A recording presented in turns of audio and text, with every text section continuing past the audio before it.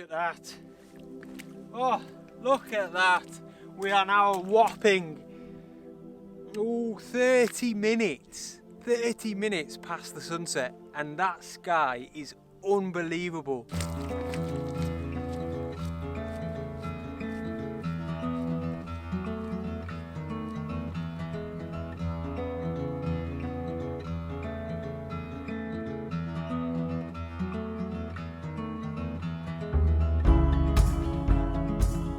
So in today's video, I am out with my camera to indulge in some landscape photography, as always, but I'm very local, which for the most part, not recently, but for the most part, I don't do very often. I definitely don't do it often enough. The main reason being is because my passions lie within three main places really: Snowdonia National Park in North Wales, the Lake District National Park, as you know, and Scotland, and they will forever be my true passions. You know, if I lived in the middle of the Lake District, I'd be shooting there, so I suppose then I'd essentially be shooting local. But I've written off my local area for too long, and it wasn't until like lockdown really, in March, April, the first lockdown. I mean, I say that because it's looking like we're probably going to be going into a second lockdown, isn't it? Let's face it. But yeah. That kind of forced me, you know, to shoot locally. I wanted to go out with my camera, that was the priority. So I said, right, let's explore my local area. And I gave myself that kind of 10-mile radius challenge. And I very quickly realised that there's a lot of benefits to shooting local. And I want to share, you know, one or two of them in today's video, really. And bearing in mind, you know, this is coming from somebody who really didn't enjoy shooting locally.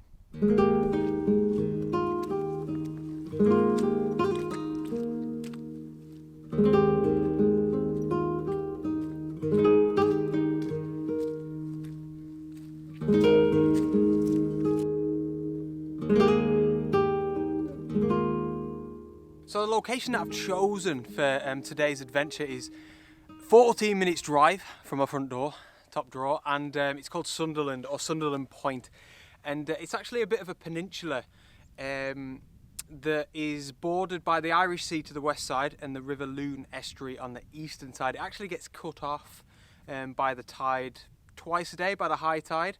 I think there's one of them sort of what they called like tide dependent roads, a causeway, is it? I don't know, but I think that's pretty interesting. And the landscape is, I mean, I've not been here properly before.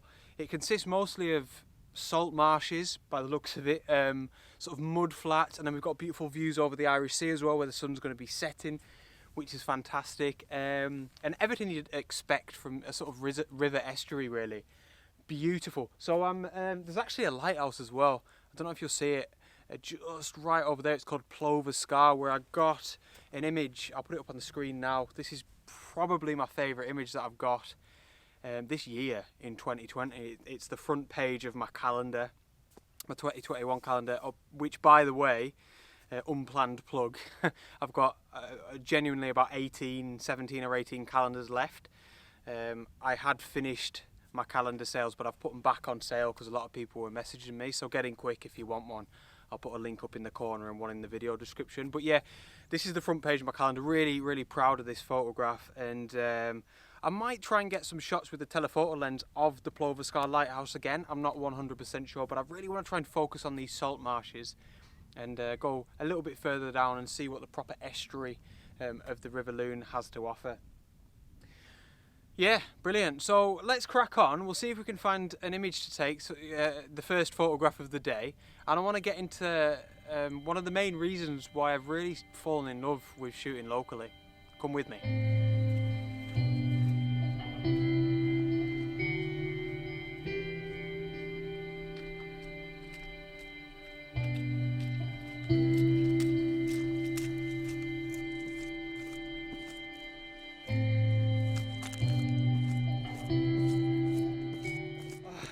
So this being Morecambe Bay, I only found this out recently, is the largest expanse of mudflats in the entire United Kingdom. And I mean, it doesn't surprise me. For the past hour or so, I have been struggling my way through this sort of stuff. It has been muddy. The boots are yeah, pretty muddy. Now, photography, that's why we're here. Found a fence. It's just undeniable as a landscape photographer. Look at that as a leading line. Now, you'll see it's quite bright there. The sun is going to set back there in about an hour and a half. So what I'm going to do, I'm quite close to the end of the point now.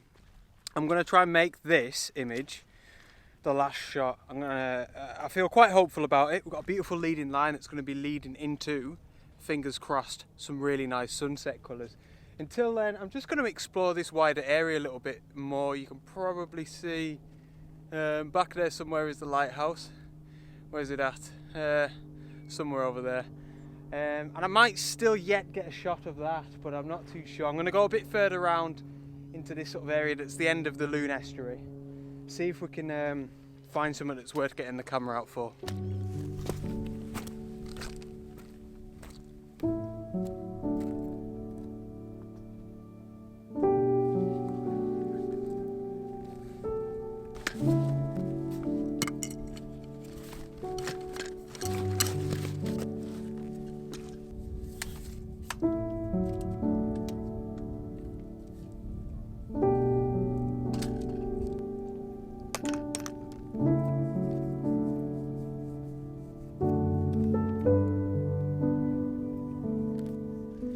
Squelch back around here in this mud. It's got a bit chilly, as you can tell by the gloves and the ridiculous hood. So I'm set up for a shot. Before I get into it, I want to talk about shooting in your local area, because that's what I wanted this video to be about, really. I've not really spoken about it yet, so apologies. But yeah, the overwhelming best thing about shooting local, about doing landscape photography in your local area for me, is nothing to do with photography. It's all about cutting down on travel times. This is such a huge novelty to me still. It took me 15 minutes to get here. Usually, you know, I'm willing to drive 3 hours each way to get to a nice location. That's crazy. That's such a huge difference. And I find it even now quite liberating. You know, I pull up in the Red Beast and I just think, well, that's me here now. And it's like I almost don't know what to do with myself. So yeah, you know, for anybody that's watching who you know, perhaps doesn't really give their local area a go and they were like me, just try it. Honestly, it's class to just drive somewhere for 10 minutes and like you're out with your camera. It opens up so many more doors, I find, as well, and I'm very privileged that I can do landscape photography now full time. Fingers crossed, hopefully that continues. But it was only last year that I was working 40 hours a week, so I had to dedicate a really small portion of my weekend to go out with my camera. So what I'm trying to say is, between not wanting to go out with your camera because the journey's too long and going out because you're willing to give your local area a go, it's worth its weight in gold. And as simple as it sounds, at the end of the day, it means you're going to get out with your camera. So to me, you know, it's been a bit of a revelation, to be honest, and a huge positive that came from the initial lockdown there.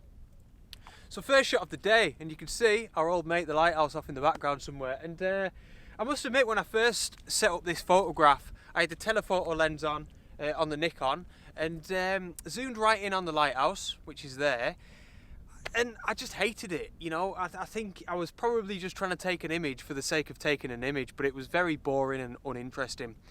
So I put the camera away and I had a little bit of a wander around this area, and I've come across loads of these kind of clumps of reeds or grass that are actually really beautiful when you get up close to them, and they're quite sort of neat and tidy, whereas these mud flats are generally just, you know, carnage. It's quite difficult to find an area that's simplified and there's not patterns all over the place or scattered rocks. So I like this because of that. You know, it's a nice simple foreground element. Now you can see, hopefully, that the lighthouse is still going to be in the frame.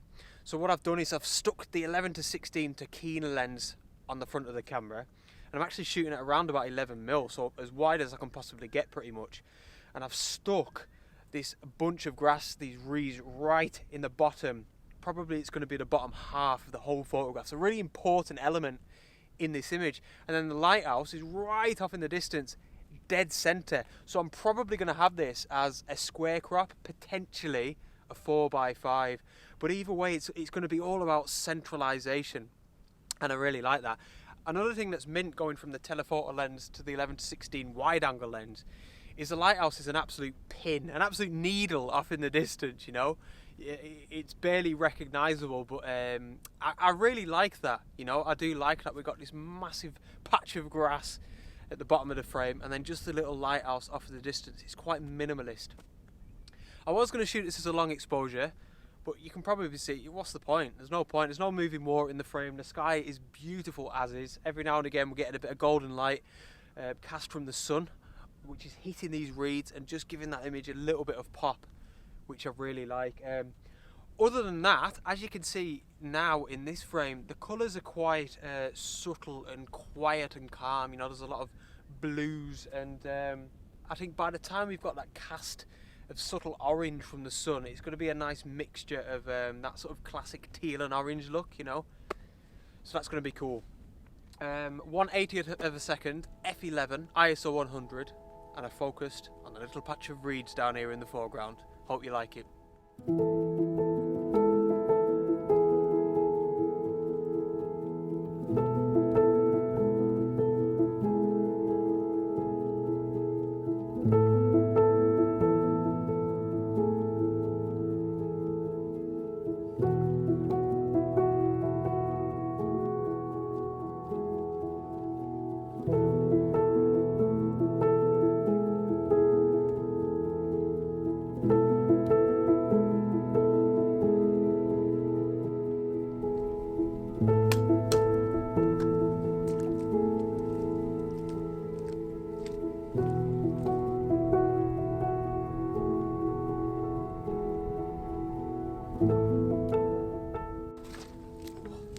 So, just a quick tip before we carry on.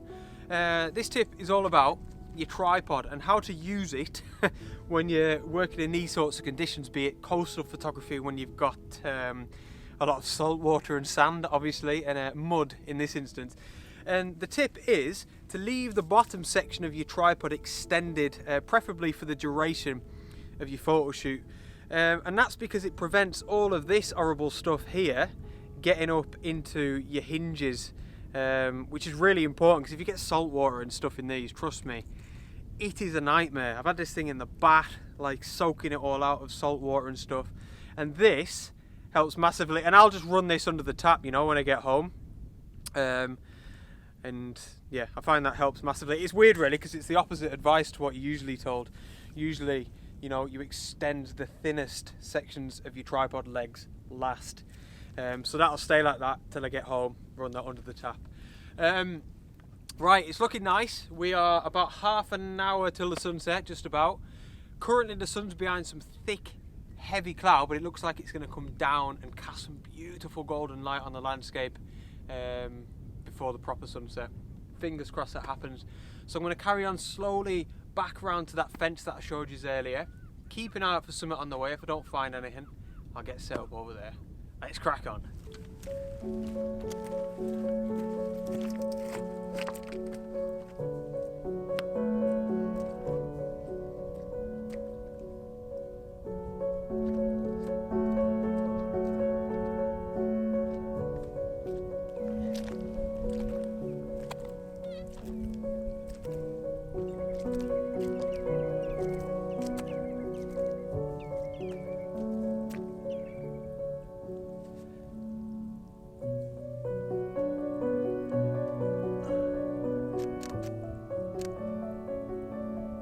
Go on, brighten up. See my face? There we go. Look at that. What a head. It's good stuff, guys. It's good stuff, and I'm buzzing.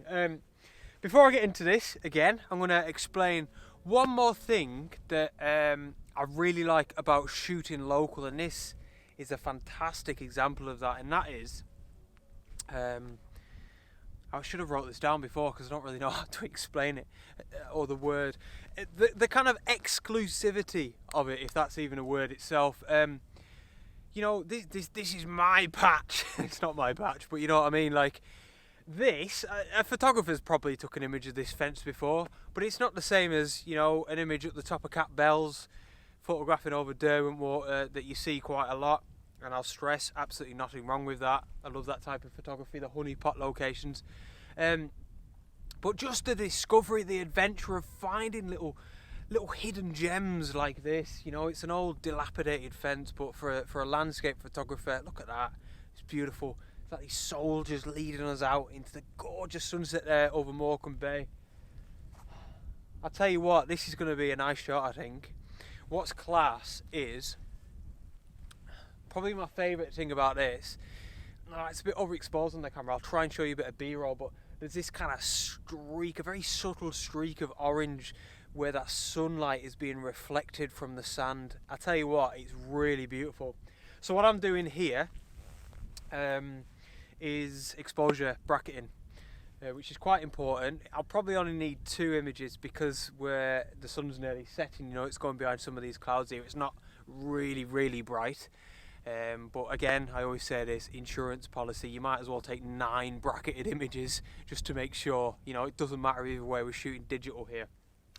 So I'll probably only need 2, you know, one that's fairly bright for the foreground, one that's much darker for the sky so I don't, you know, blow out any highlights up there. So you can see I'm set up here, I've got the same lens on, I've not even got anything out of my bag. We've got a little clump of grass here again, which I've centralised. This, honestly, the composition is class. We got I'm too excited to talk. It's one of them, and I'm getting stuck in this mud. It's actually a bit dodgy. I've centralised the clump of grass, and you can see, hopefully, quite the same as one of my videos last week when I was across the bay in Ulverston. I'm shooting side on to this fence, but because we've got the wide angle lens, it's still got that perspective whereby the fence is like, the fence line is leading us out, in this case, coincidentally, into exactly where the sunset is setting. It is madness. I mean, I was back over here before and I got my phone out when I saw this fence and I used the Photo Pills app, you know, to see where the sun's going to set, and it gave me a rough idea that the sun was going to be setting at the end of this fence line. It's so cool, honestly, because the fence is just leading us into those beautiful colours. So, darker exposure, which is for the sky, f11 ISO 100 1/100th of a second.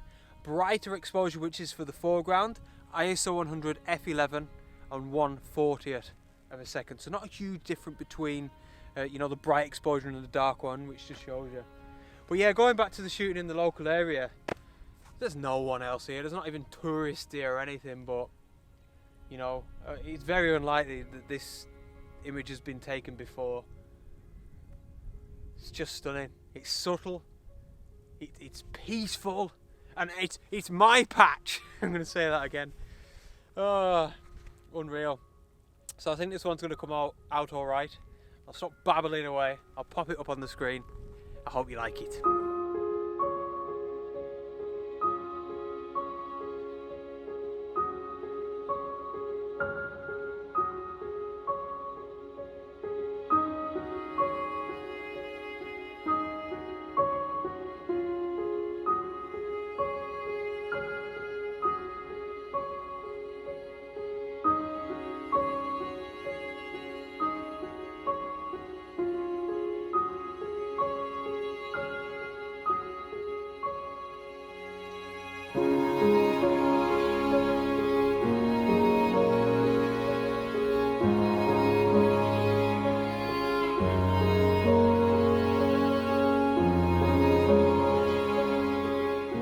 Look at that. Oh, look at that. We are now a whopping 30 minutes. 30 minutes past the sunset, and that sky is unbelievable. I've just spent the past half an hour just going around with my camera, not going too crazy, you know, staying pretty calm. I know that I've got 1 or 2 nice shots, so for the most part, honestly, just been enjoying that. That is vibrant, that is madness. Half an hour after the sunset, it's a great lesson, you know. Don't pack up your gear once the sun has set, because so often this happens. As it is now, was way better than when, you know, at the proper sunset time. Always remember that. So yeah, couple of other images to show you probably. I can't even talk. It's one of them again. What an evening. Get out and shoot local. Unreal. What an evening.